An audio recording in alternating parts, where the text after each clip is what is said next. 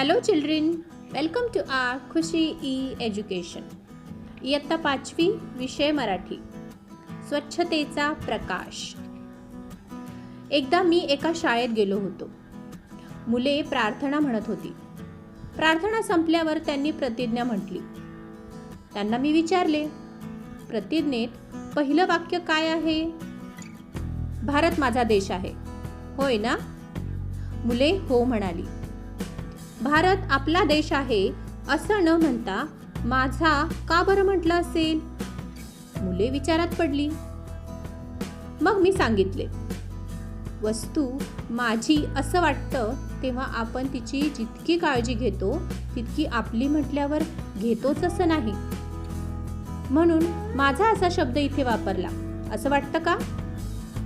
मुले म्हणाली, बरोबर आहे. माझं घर अंगण म्हटलं की ते मी स्वच्छ ठेवतो. रस्ता मात्र आपला, म्हणून त्याच्यावर आपण घरातील घाण टाकतो. मी सांगितले, माणसाचं मन जसजसं मोठं होतं तसतसं माझी ही कल्पनाही विस्तारत जाते. हे विश्वची माझे घर असं म्हणण्या इतकं संतांचं मन मोठं होतं आणि त्यामुळे सगळीकडे जीवन स्वच्छ निर्मळ व्हावं म्हणून त्यांनी प्रयत्न केले. महात्मा गांधी, विनोबा भावे, सेनापती बापट, साने गुरुजी व संत गाडगे महाराज हातात झाडू घेत व इतरांनाही घ्यायला शिकवत. मी मुलांना प्रश्न केला, तुम्ही कोणी कधी रेल्वेचा प्रवास केला आहे का? बऱ्याच मुलांनी हात वर केले. तेव्हा मी विचारले, खिडकीजवळ काय लिहिलेलं असतं? एक मुलगा म्हणाला, इथं थुंकू नका असं लिहिलेलं असतं. मी सांगितले, एकदा एक मनुष्य डब्यातच थुंकला. तेव्हा मी त्याचं लक्ष त्या थुंकू नकाकडे वेधलं. त्याला राग आला. तो म्हणाला, गाडी काय तुमच्या बापाची आहे?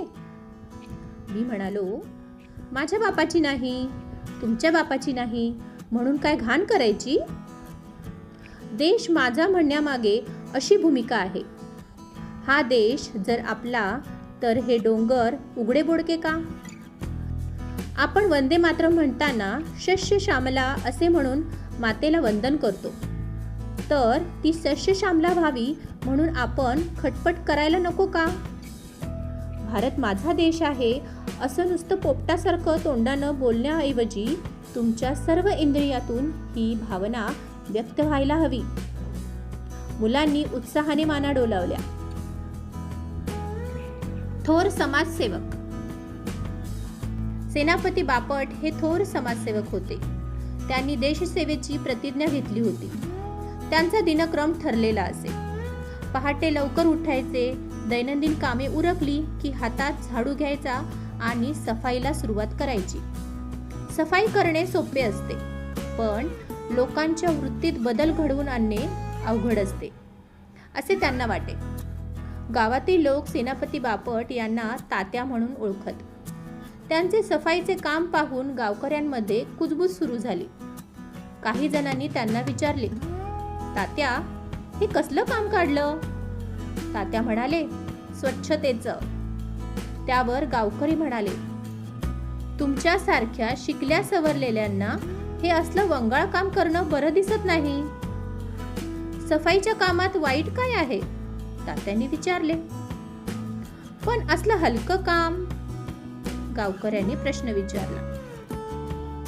जगामध्ये कोणतंही काम हलकं नाही. तुम्हीही या स्वच्छता मोहिमेत सामील व्हा, तात्या म्हणाले.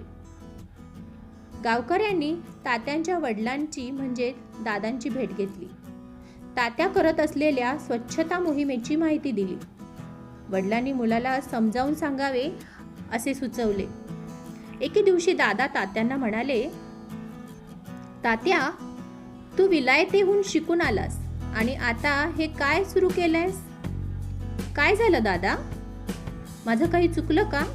तात्यांनी विचारले.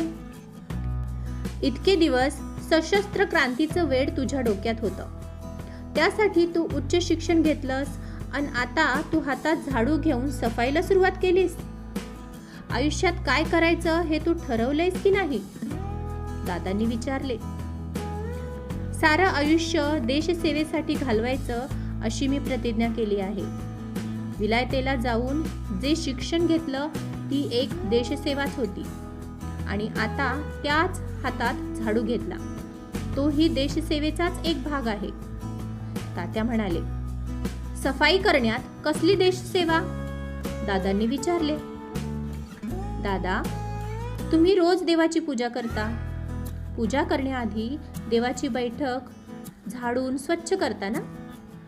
मग देश हाच माझा देव आणि मी माझ्या देवाची बैठक झाडून स्वच्छ करतो.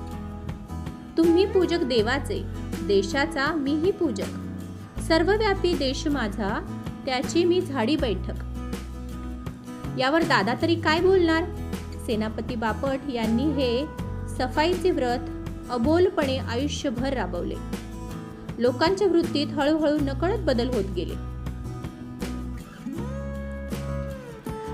या पाठातून तुम्हाला जो स्वच्छतेचा प्रकाश मिळाला तो तुम्ही इतरांपर्यंतही पोचवा. आपण पुन्हा भेटू पुढच्या भागात.